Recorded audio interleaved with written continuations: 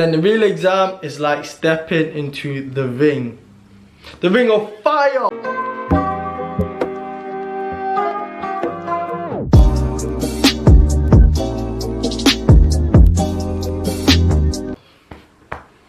Yo, welcome back to my channel, Meditic. Damn! Yo, welcome back to my channel, Meditic. Back again, offering you cortisol lowering content. Don't forget to smash the Meditic out of the likes. In today's video, I'm going to be giving you more tips than Salt Bay himself. So I'm going to give you 8 tips. So tip numero uno, work on your weakest section. Now this is simple and obvious, yeah, but people make this mistake all the time, and I did it too, so I'm just reinforcing it down your noggin. So me, I was actually really good at abstract reasoning. I really enjoyed it and I liked doing those practice tests.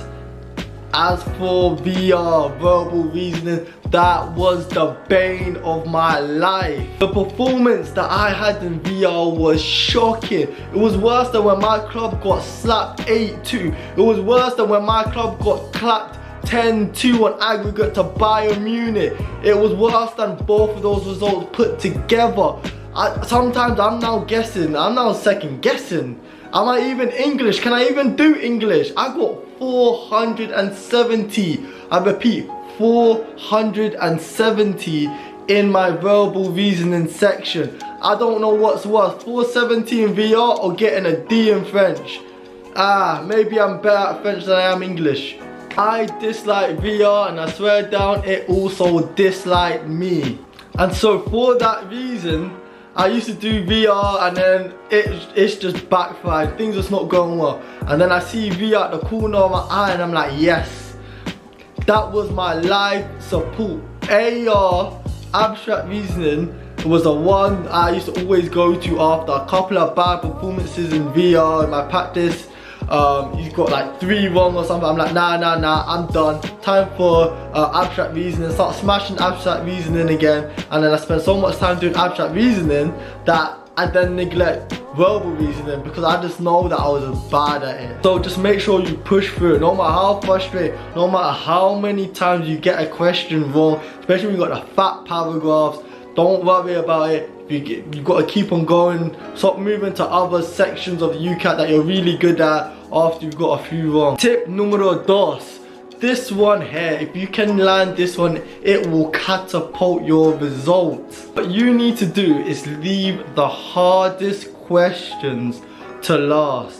You need to dash that ego in the bin. My ego was bigger than Google's market cap. No cap. So when I was doing mock practice tests, I used to take every question as it came along, and this was especially true for quantitative reasoning.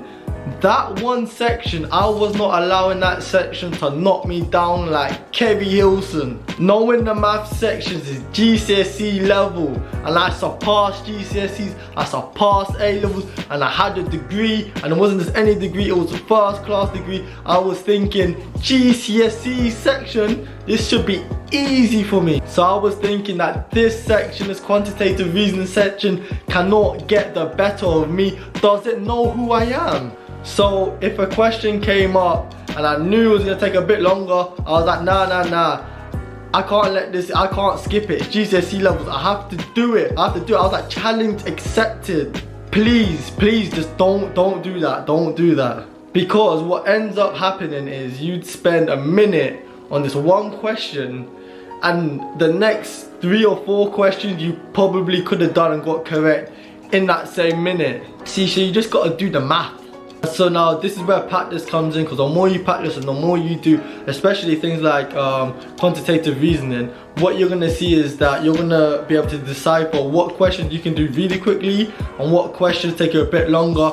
Prioritize the ones you can get done quickly, and the ones you can't, just leave that, guess the answer, flag it and move on. Tip number 3, toi. Do not overwork yourself. So now the first time I done UCAT, because I actually done it twice. The first time I done it, I was spending like 5-6 hours sometimes in one day, just doing pure UCAT practices and tests. And so now what this does is, if you start doing a lot of hours in the first couple of weeks, you can peak very soon. You can peak earlier than when your test date is actually booked for. And so then what would happen is you start feeling symptoms such as you feeling like you're burnt out or just bored and you just can't be arsed. When you start feeling those things, you know, you're starting to go on a decline. Now for most people, it'll generally be around 3 to 6 weeks of practice, but obviously it's a lot more individual. Some people are a lot quicker and would, you know, in the first week of practicing realize, you know, I kind of got this, it's all taking, you're getting good results already. And for other people, it might take you a bit longer, so you allow for some flexibility. But anywhere around 30 minutes to an hour a day, generally speaking, should be quite sufficient. And if you feel like you have to change the date, if you feel like you're not quite ready yet, just push the date back. It might cost you extra money depending on when you've actually booked it, when you're trying to move the date to. So just make sure you're mindful of that as well. Tip numero 4. I'm mixing the Spanish and the French today. This is not a sponsored video, but Medify, come slide into my DMs alongside UCAT. I can create a WhatsApp group of us three and we can share business ideas, memes, whatever you want. But enough of that. Medify actually is an amazing resource to use for UCATs. So Medify is going to become your best friend, and for that reason we are going to call it gym, because some days you just can't be asked. But if you do it and you dedicate yourself every day just by doing a little bit, you will get hella gains in every section. Bun, push, pull, legs. Now it's AR, VR, DM and QR.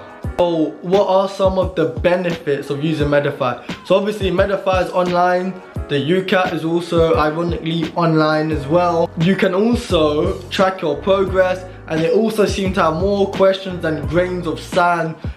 Getting through all of them is a mission. I didn't even manage that. And lastly, some of the mock tests are fantastic. Some of them are actually very close to the actual one. I found out all the resources I used, it was probably the most representative and the most similar to what the actual test is going to be like. And actually it's probably even more representative than the UCAT website itself, because the questions on there are really difficult. Tip numero 5. Practice time questions earlier. Now this is especially important if you are now getting like 70% or above questions correct in your untimed preparation and practice. So now if you're actually starting to get these results and you get like 70% above, then what you need to do is start moving on to timed practice.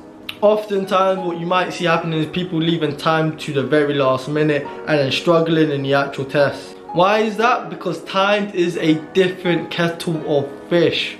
The test is so time constrained, you feel like there is no time to actually answer some of the questions, and so you just start answering a pure instinct or guessing.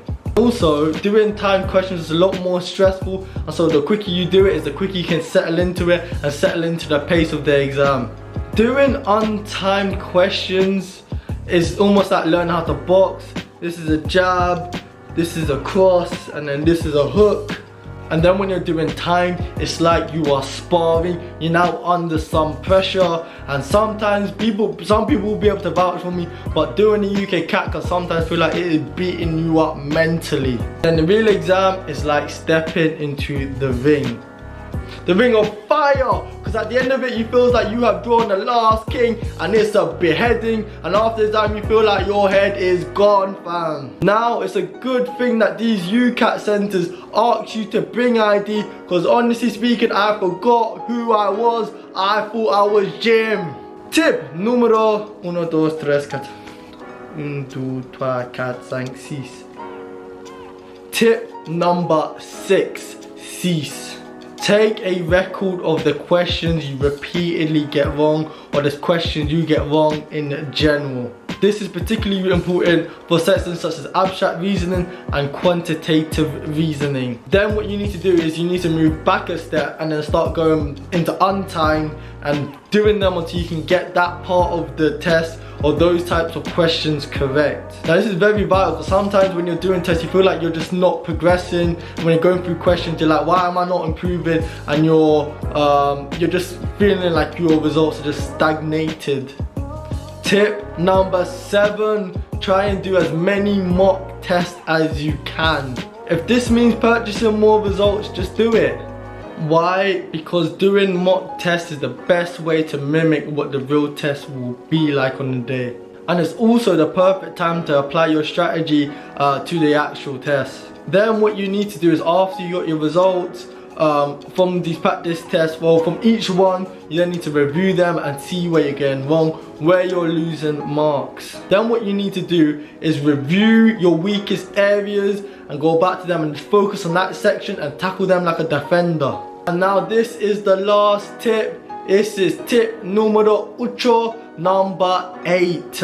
This is a very simple one. Try and do questions on the go. You have your phone everywhere with you. Some people have their phone in the toilets. In fact, I won't be surprised if a portion of you are watching this on the toilet right now. Big yourself up.